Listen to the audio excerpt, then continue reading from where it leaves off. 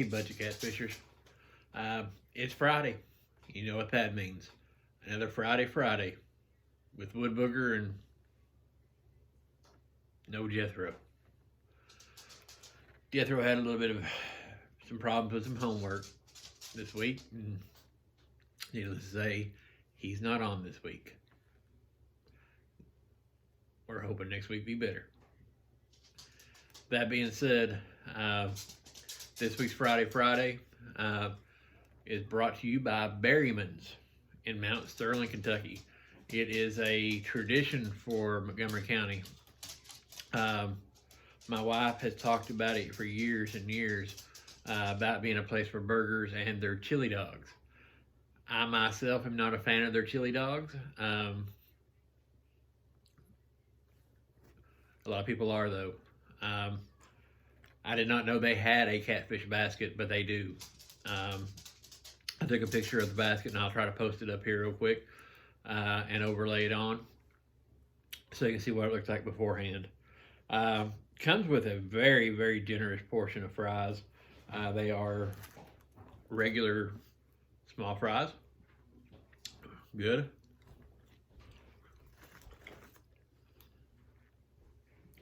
Coleslaw. Oh.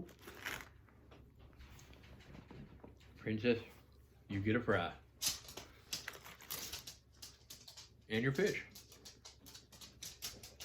So, I have no clue how this is going to taste. I know it smelled pretty good. But, let's see what it tastes like, though.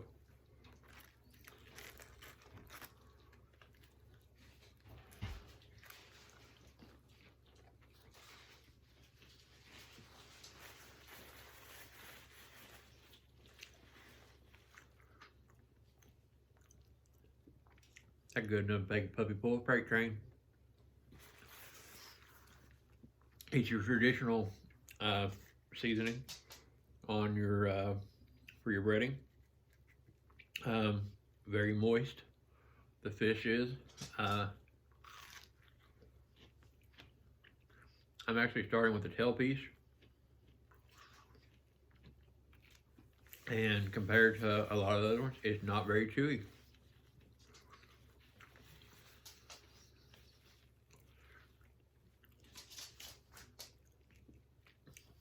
I have to say, I think I'm in love.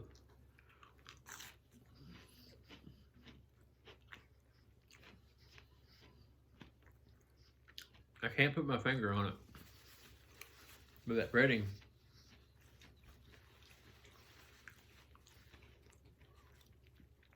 I was wondering if it had buttermilk. I'm getting an aftertaste of butter, which I have no problem with. I like butter.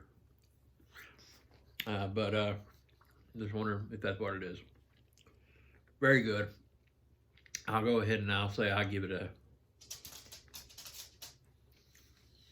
on taste alone. Ooh, it's gonna be hard to call. Pretty close to a 10. I give it a 9.9. Based on just the taste alone. The fries, like I said, the fries are good. I like a shoestring fry.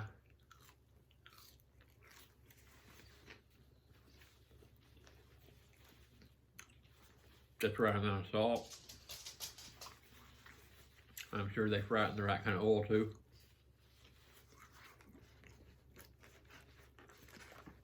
So far, this basket's doing good. Here's where the decision's coming down to. Their slaw. Their slaw is a very, very fine cut slaw.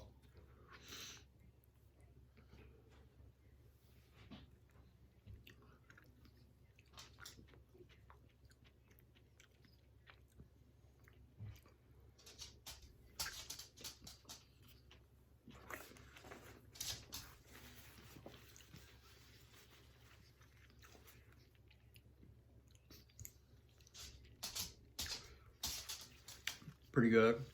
Kind of got that little in the back of your throat after kick, which I don't have a problem with. And tell you, this is a hard basket to call.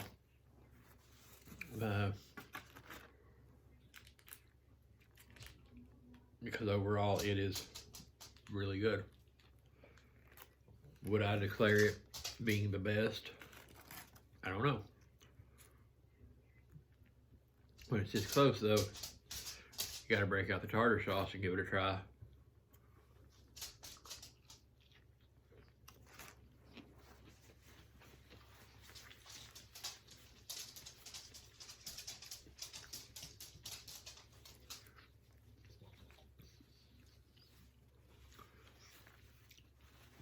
I tell you, that's pretty close to a 10. It's close enough I'm gonna go ahead and call it a 10, because I'd hate to live on the difference if it wasn't. What we may end up having to do is have it see a showdown between Berrymans and Cornbread Cafe. Especially when we get Cornbread Cafe to, we'll have to go even, do fries and slaw.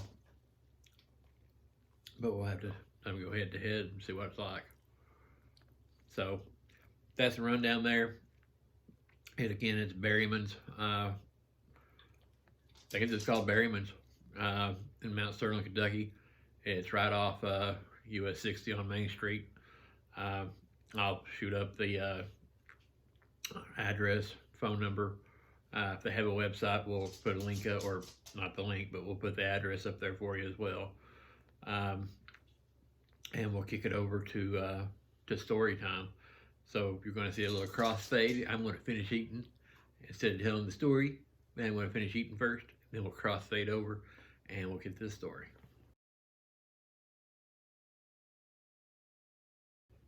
So, fish, awesome. Like I said, we're going to have a runoff. Hearing a lot of that in the politics these days, a runoff. We're going to have a runoff between Berrymans and Cornbread Cafe. Have no clue. It's tight. I mean, see my cat's trying to say hi to y'all. She's a catfish. Yeah, horrible dad joke. So hopefully we'll get this uploaded tonight. If not, it'll be tomorrow, which is Saturday, the 14th. Here in Kentucky, it's opening day of gun season. I had planned on being in the woods tomorrow, but I made a promise to somebody, and I'm going to make good on that promise tomorrow. Promised my little girl that if she done something and done it good for 3 days, I would take her fishing. And she made sure to come to me yesterday and tell me that, Daddy, it's been 3 days. So I told her I'd take her fishing, so that's what I'm doing tomorrow. I'm going to take her fishing. And I'm going to actually hit the woods next weekend, if not, an evening through the week. That being said, in the spirit of deer season, you would have to know where I grew up at, where I lived.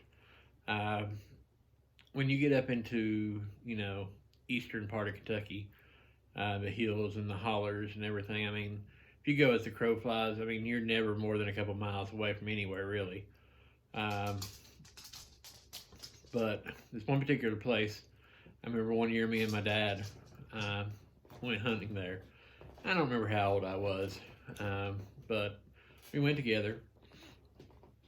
And if you went as the crow flies, I mean, literally, you went to the top of the hill behind my parents' house, and then you dropped over the hill. And you came out in this holler that had a pond in it, and that's where we were hunting at, basically, was on the dam of the pond.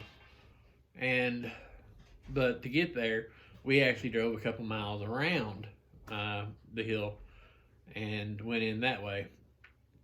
And we were back there hunting, and it was getting pretty close to dark. I mean, you can't see out the window right now, but I mean, it was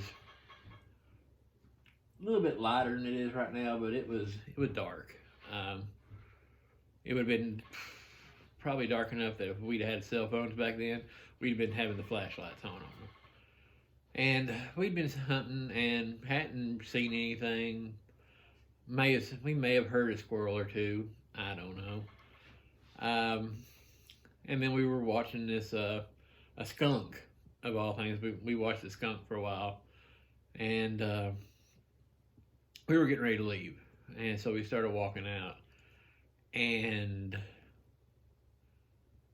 we heard something that pretty much made our blood just curdle. I mean, it was. I can hear it, but I can't imitate it. If you watch like nature shows and you see like shows about Africa and you hear the hyenas, she does this to me on conference calls too. But if you hear like if the hyenas laugh, that's what this sounded like. And I mean, neither one of us said anything to each other, but I don't remember for sure. But I'm pretty sure probably by the time we got home, I probably had changed my drawers. I mean, it scared me that bad, but I didn't say anything, and we didn't talk about it. We may have said something like, "I wonder what that was," or we kind of laughed about it. But it was years later. I mean, probably within the past 2 or 3 years, when me and Dad were talking about it again, and like, "Do you remember that time, Dad?" And he's like, "Yeah." He's like, "I don't know what it was." I'm like, "I don't either," and he admitted to me that it scared him a little bit too. So we never did figure out what it was, and neither one of us actually ever went back up that way. Could it have been an owl? Probably. Could it have been somebody? Possibly. Based on what happened the other night while we were at the spillway fishing. People can, imitate some pretty creepy sounds. But in our community, we pretty much knew everybody. Everybody knew each other. I don't see that one happening too awful much. The thing that kept running through my head is, was it a woodbooger? Was it a Bigfoot?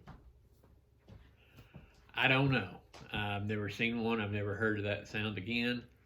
But it would be one of those things where I don't know if I'd want to go back to find out. But like I said, it's not a fishing related story, but in the spirit of hunting season starting tomorrow, I figured we would throw that out there.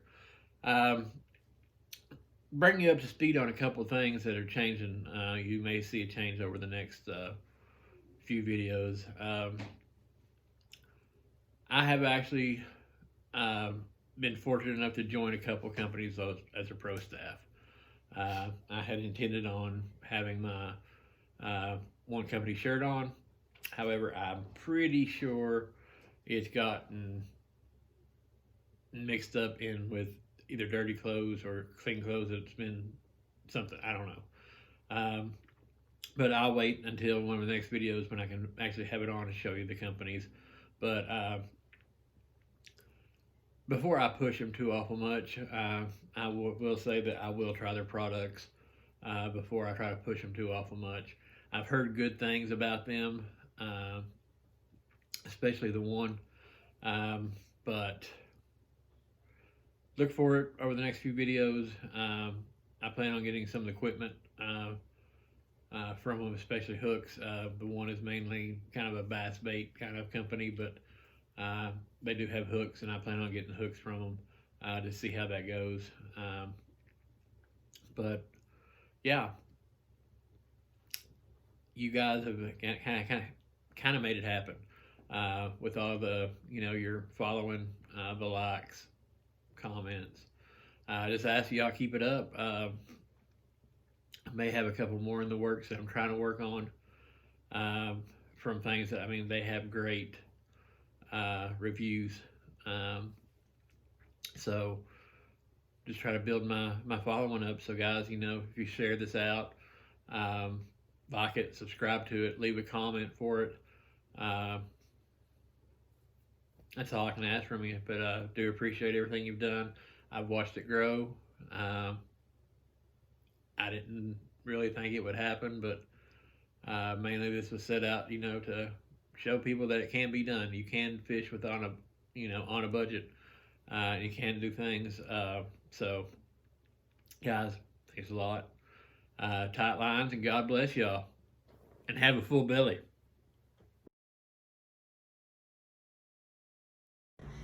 If you like my daddy's video, hit like, subscribe, and leave a comment.